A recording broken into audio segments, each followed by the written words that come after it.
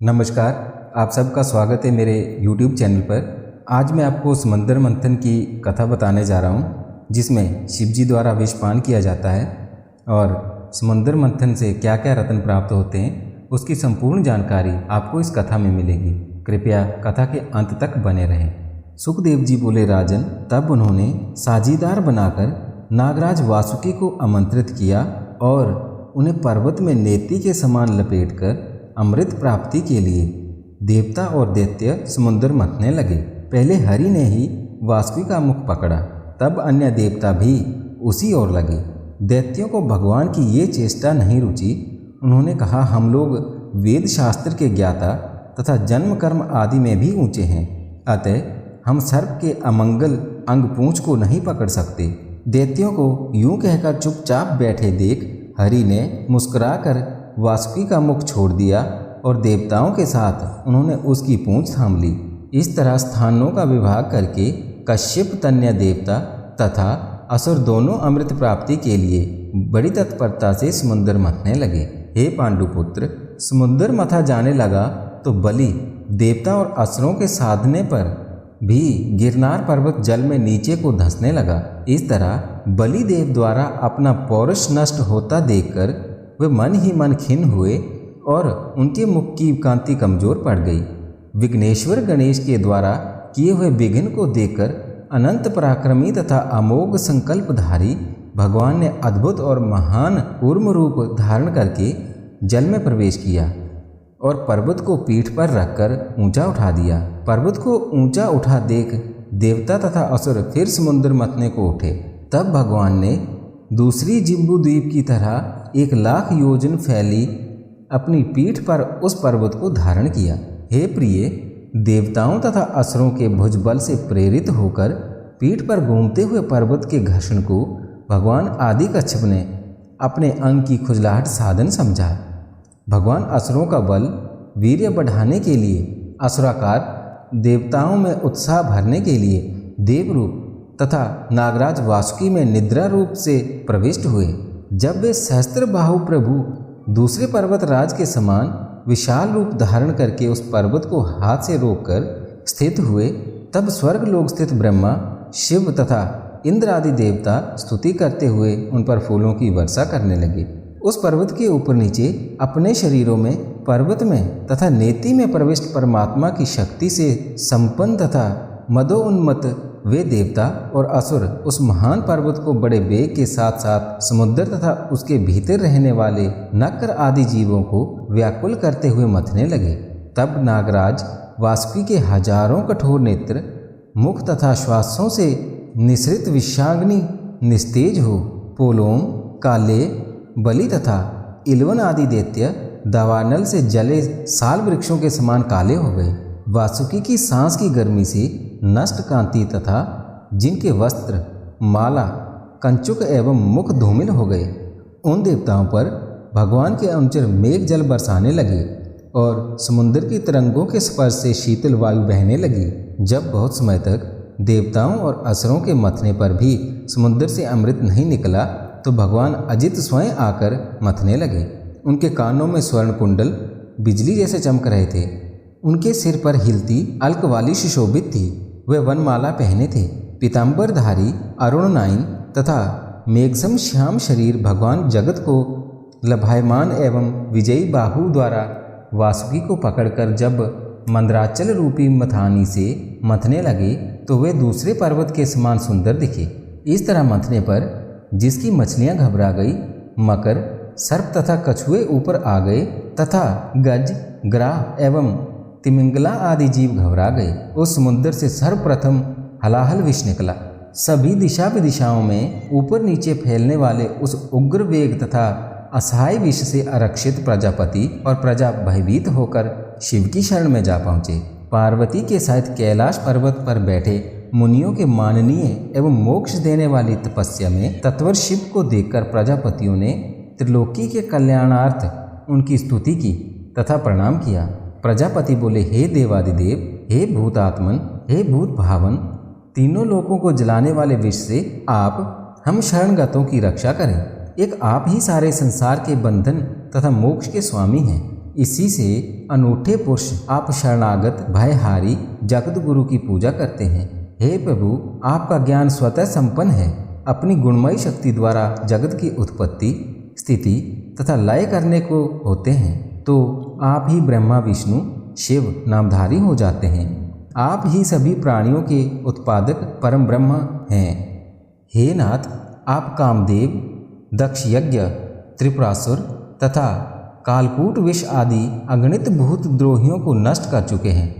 फिर भी ये सब कर्म आपकी स्तुति योग्य नहीं हो सकते, क्योंकि आप तो स्वचरित विश्व को प्रलय काल में अपनी नेत्राग्नि की ज्वाला से भस्मीभूत करके उधर निहारते भी नहीं।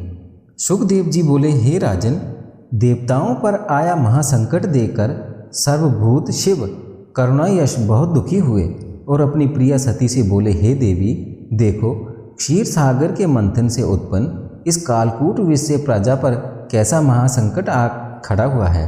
अपनी प्राण रक्षा के लिए व्याकुल इन सब को मुझे अभय करना ही चाहिए, क्योंकि दीनों की रक्षा करना ही समर्थ पुरुषों का कार्य होता है। हे भद्रे, साधुजन अपना क्षण भंगुर प्राण देकर भी औरों की रक्षा करते हैं। भगवान की माया से मोह में पड़े और परस्पर वैर साधे जीवों पर जो दया करते हैं, तो उन पर सर्वात्मा भगवान प्रसन्न होते हैं, और उनके प्रसन्न हो जाने पर चराचर जगत सहित मैं भी प्रसन्न होता हूँ। सो मैं ये विष पीऊँगा, इससे मेरी प्रजा का कल्याण होगा। सुखदेव जी बोले, हे राजन, सती से ऐसा कहकर शंकर वह विष पीने को तैयार हो गई।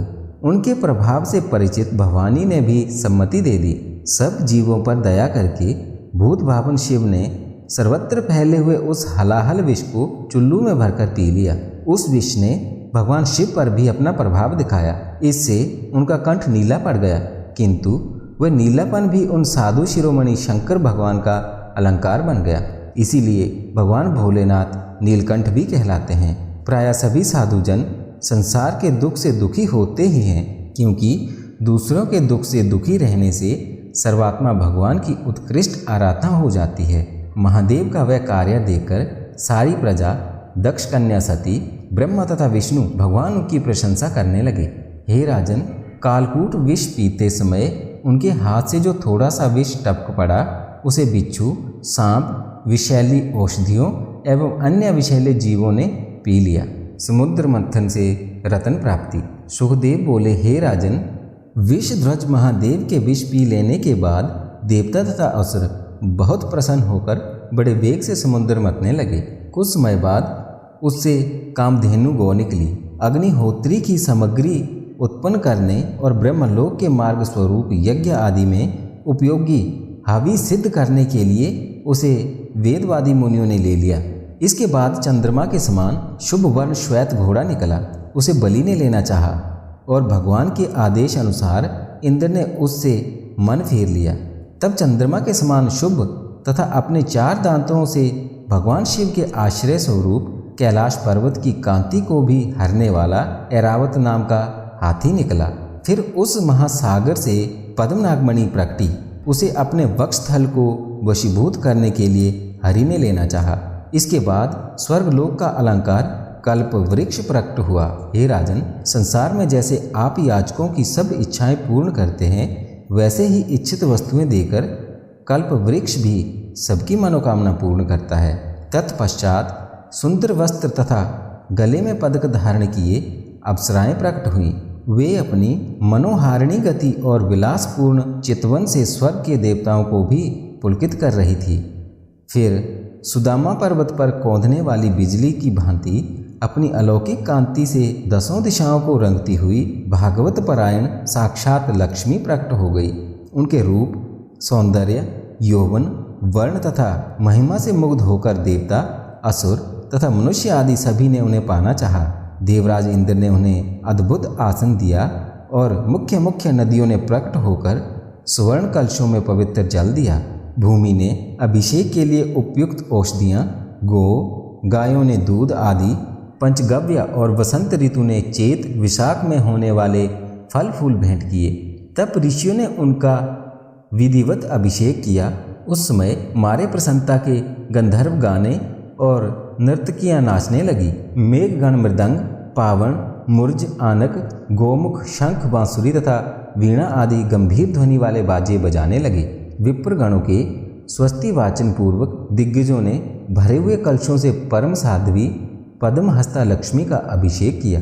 तब समुद्र ने रेशमी पीतांबर का जोड़ा, वरुण ने सुगंध से मधुकरों को मस्त करने वाली वैजयंती माला, प्रजापति विश्वकर्मा ने विविध आभूषण, सरस्वती ने हार, ब्रह्मा ने कमल और नागों ने 2 कुंडल दिए। ऋषियों द्वारा स्वस्ति वाचन हो जाने पर हाथ में भंवरों से गुंजयमान कमलों की माला लिए अपने कुंडल मंडल का पोल तथा लाज भरी मुस्कान से शोभायमान मुखनी लक्ष्मी आगे बढ़ी। उन्होंने देखा कि जिन दुर्वासा आदि में तपस्या है उन्होंने क्रोध को नहीं जीत पाए, बृहस्पति आदि में ज्ञान है तो उनमें निसंगता नहीं है, ब्रह्मा आदि बड़े महत्वशाली हैं तो वे काम को नहीं जीत सके, और इंद्र आदि जो दूसरों के आश्रित हैं उन्हें ईश्वर कैसे कहा जाए। अर्थात परशुराम आदि में धर्म है तो प्राणियों के प्रति सौहार्द भाव नहीं है। कहीं शिव आदि में त्याग है तो वे उनकी मुक्ति का कारण नहीं हो सकता।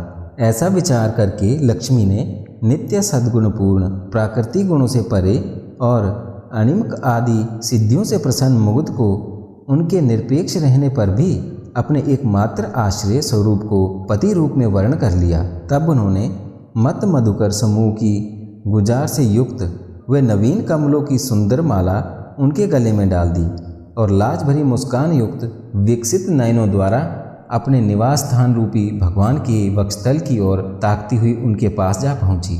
हे राजन, जगत पिता भगवान ने अपने वक्षस्थल को ही उन जगत जननी लक्ष्मी का निवास स्थान बताया।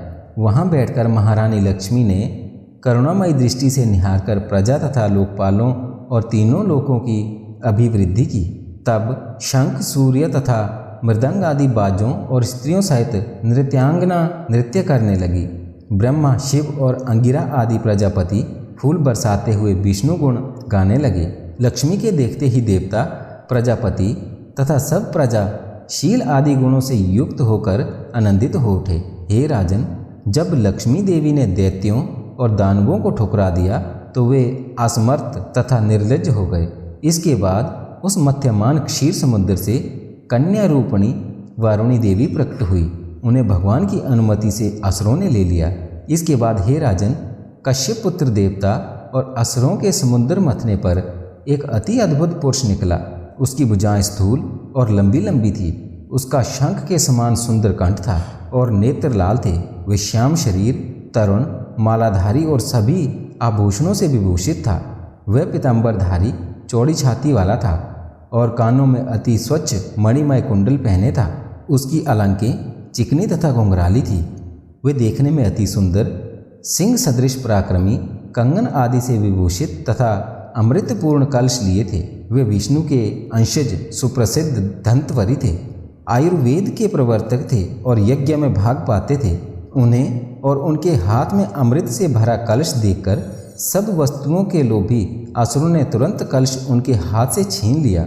जब दैत्यों ने अमृत भांजन कलश छीन लिया तो देवता खिन्न होकर हरि की शरण में गए। उनकी दीन दशा देख भक्तों की कामनाएं पूर्ण करने वाले भगवान बोले, हे देवताओं, तुम खेद ना करो, मैं अपनी माया से तुम्हारा काम बना दूंगा। इसके बाद हे राजन, उन लोभी दैत्यों ने पहले मैं पीऊँगा, तू नहीं, तू नहीं, इस तरह परस्पर कलह होने लगा। उनमें दुर्बल दैत्या कलश ले जाने वाले सजातीय प्रबल दैत्यों से हाँ वश बार बार ये कहकर रोकने लगे, जिन्होंने समुद्र मंथन में बराबर मेहनत की है उन देवताओं को भी यज्ञ भाग के समान ही इसका भी भाग मिलना चाहिए। यही सनातन धर्म है। इसी बीच सब उपायों के ज्ञाता विष्णु भगवान ने अति अद्भुत अनिर्वचनीय स्त्री रूप धारण किया। वह रूप अति दर्शनीय, नील कमल सम श्याम, सर्वांग सुंदर कपोल एवं उन्नत नासिका से युक्त तथा मनोहर मुख था। नव यौवन के आभार तथा गोल एवं बढ़े हुए स्तनों के भार से उसका उदर देश कृश था। मुखारविंद की गंध से अनुगामी भौरों की झनकार से उनके नेत्र चंचल हो रहे थे। वह स्त्री अपने केश पास में खिले मल्लिका कुसुमों की माला लपेटे थी। उसकी सुंदर ग्रीवा और भुजाओं में अंग आदि भूषण विभूषित थे। वे मोहिनी निर्मल वस्त्र से वेशित और नितंब में विराजमान स्वर्णमयी करधनी से सुशोभित थी और उसके सुंदर एवं चंचल चरणों में पड़े नूपुर बजते थे। वह सुंदरी अद्भुत रूप, लाज भरी मुस्कान और चलायमान भूभंगी से निहारती हुई दैत्य यूथपतियों के हृदय में बार बार कामोद दीपन करने लगी। दोस्तों, इससे आगे की कथा, जो कि अमृत वितरण, अमृत कैसे बांटा जाता है, उसकी कथा मैं आपको अगले भाग में बताऊंगा। अगर आपको ये कथा